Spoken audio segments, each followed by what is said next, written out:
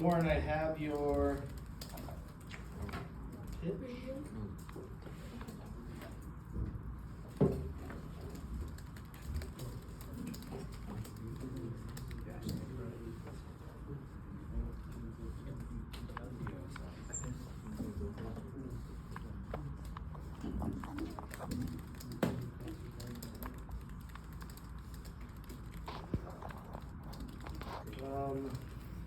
Let's see.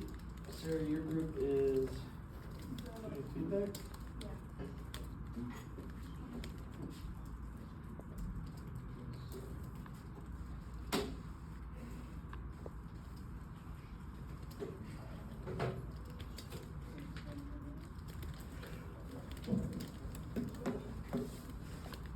You guys are oak population?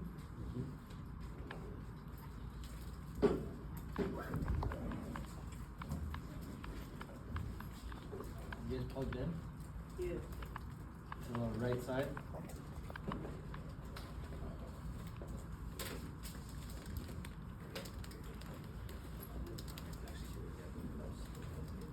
There you go.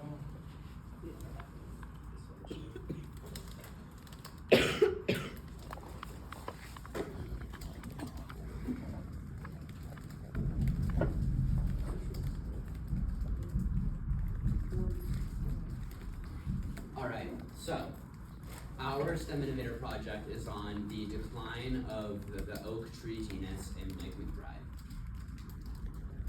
So, did you know that oak trees support more species than any other tree genus in all of North America? That's the entire continent. Oak trees support more species than all of them. Did you also know that according to researchers, over 33% of oak trees, nearly a third of them, are at a risk of extinction right now, and in general, almost the entire genus is on decline. So, as said, our problem is oak trees being in decline throughout the Lake McBride area, but this is a little, dry, so let's get to the more info stuff here. So, value, or why this matters. So, oak trees are a keystone species. This means that the ecosystem cannot really function without them. Oak trees support so many animals, over 2,300. 500 species of butterflies and moths, the pollinators mentioned earlier, rely on oak trees for support. They are an incredibly important tree. Like almost every animal in the state of Iowa in some way depends on an oak tree for survival. Can someone name a random animal in Iowa? Duck. Ducks depend on oak tree environments, especially wood ducks. Wood ducks, 85% of their diet is oak tree seeds.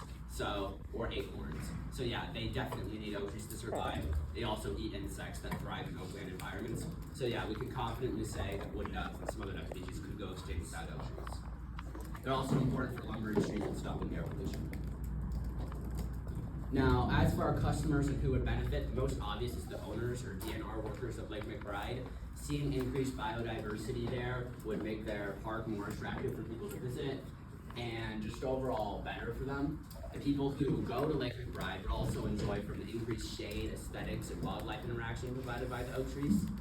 The general population even could benefit from shade and increased biodiversity, and even honestly increased air quality, since oak trees do an incredible job in storing air or carbon dioxide.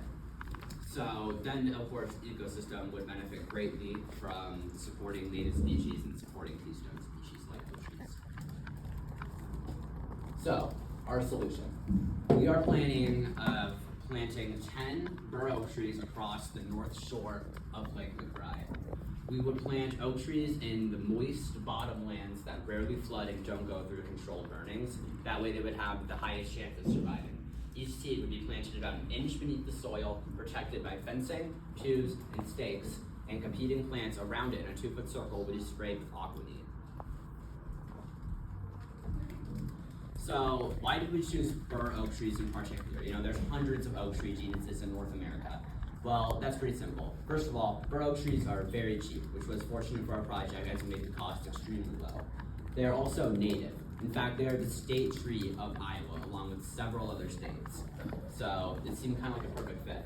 They're also very hardy compared to other oak species. They can tolerate conditions that not a lot of other oak trees can, and they naturally live in these lakeside environments, kind of riverside environments, making them even better as a choice for our tree. So for our revenue stream, we realized very early on that turning a general profit would be extremely difficult, and a couple of our customers left feedback saying that they didn't think that many people would finance this project, or that like we could get anyone to finance that.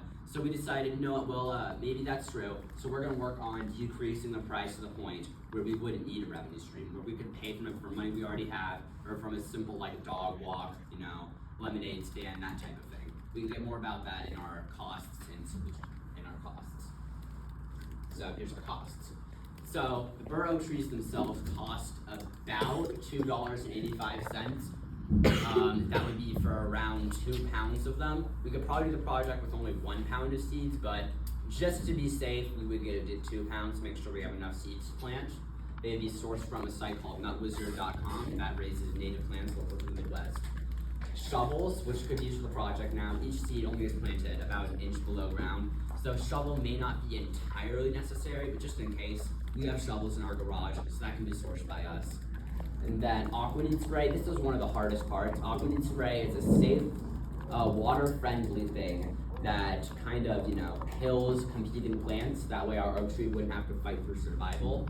We talked to Lake McBride staff about this and how we could get it sprayed, where they informed us that only a Lake McBride worker could apply this stuff.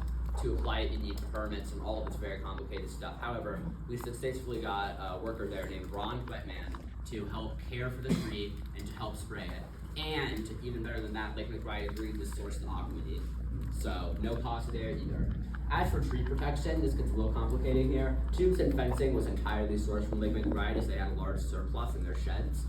And then as for wire, like chicken wire or fencing, we could deer out of it. It took a little bit of a find. However, I located a warehouse kind of near the Waukee area from a man named Don Bailey that agreed to source us chicken wire and fencing for the project entirely for free. So that was extremely beneficial for us. So all in all, the total cost would be about $2.85. So this is our prototype here. I don't want to walk in front of the board, but this map shows the exact spots where we would plant them. This kind of area right here is all along the north shore of Lake McBride in this little nook area. We identified it as 1, it is the perfect habitat for bur oak. This is exactly where they've been found in nature. 2, it does not go through controlled burnings. 3, it basically hardly ever floods, and we plan on planting in the fall, and floods don't happen in fall too often at all in Iowa. So there's almost a 0% chance of it flooding. And overall, it would be able to benefit the most people with there being a parking lot right there. So this would, give people shade and overall increase the value of our project. Each red dot represents where we would plant a tree and a roughly kind of circle around them. Each bur oak tree needs about 10 feet of space from another tree. The car right there, average car is about 14 feet long, so that gives kind of a reference. Each tree is adequately spaced and would have plenty of room to thrive, and it's natural for their canopies to kind of tangle up a little bit, so that wouldn't be too much of an issue. So we had some people ask us in our surveys, do oak trees grow very well? Who's going to take care of them? So we've set aside a slide for that. Bur oak trees grow incredibly well in the right environments. Their growth can be in some cases slow, but if they are provided adequate water and maybe a little bit of fertilizer, we could easily see 2 to 3 feet of growth a year. And even without that, they are still incredibly well grown. We have some of the best soil in the world here in Iowa. So yeah, the oak trees would grow very well. We chose the spot of the lake as that because everything is perfect for them to grow into massive adults. The tree would be maintained by both us and Lake McBride DNR staff, as the staff there would apply aquanid regularly and likely, help source everything. And then, for water, that was another thing we got asked about. How would we water it? So we have basically bur oak trees need between 15 and 50 inches of rainwater a year to survive. Iowa's average, especially Johnson County, is about 37 inches of rain, which is a little below the national average, but plenty within the range.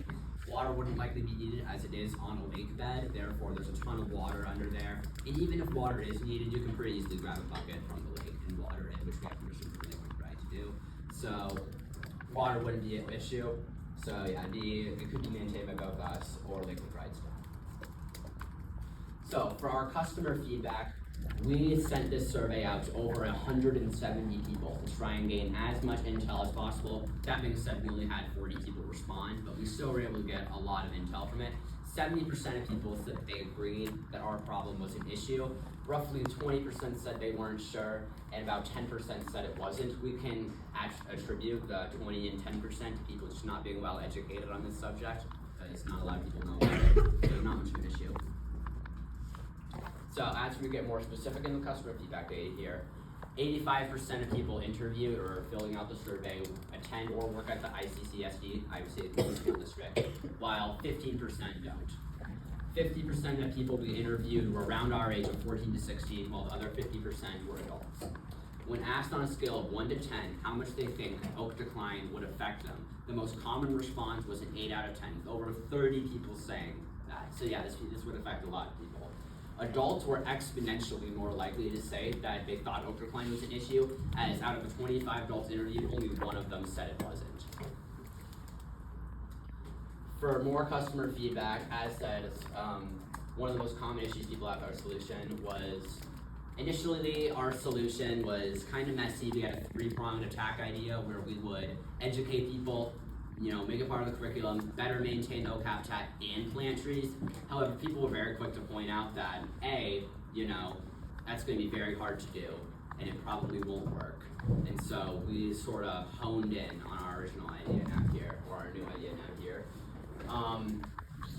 One of the most common issues people have with our solution was the idea that we might need a permit to plant the trees. This, however, isn't true.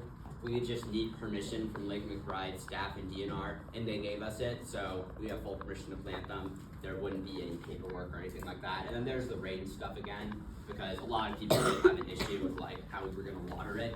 And that's fair, we're coming out of a drought, but I think the drought's pretty much over by now with all the rain we've been getting so far this year. So changes made.